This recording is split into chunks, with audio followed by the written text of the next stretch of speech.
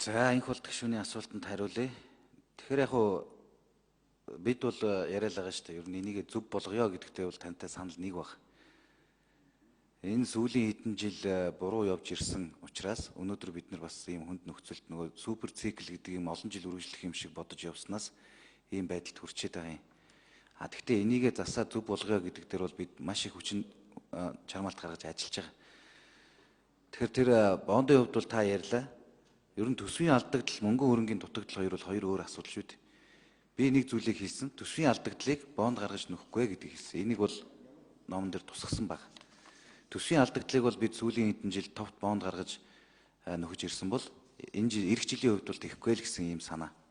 Ер нь бол орлогын хувьд та бүхэн яриад байгаа. Орлогыг бол бид нэр 6.9 тэрбум төгрөгийн орлого олох бүрэн боломжтой гэж үзсэн учраас л оруулж ирсэн.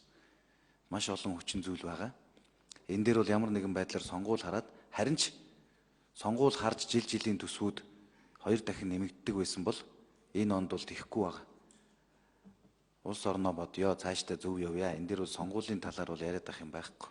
Сонгуул харж одоо төсөв батлуулах шаардлага байхгүй. Бид өнөөдөр эдийн засгийн юм хүндрэлтэй байгаа үед бол улс орноо бодож энэ төсвөө батлах хэрэгтэй.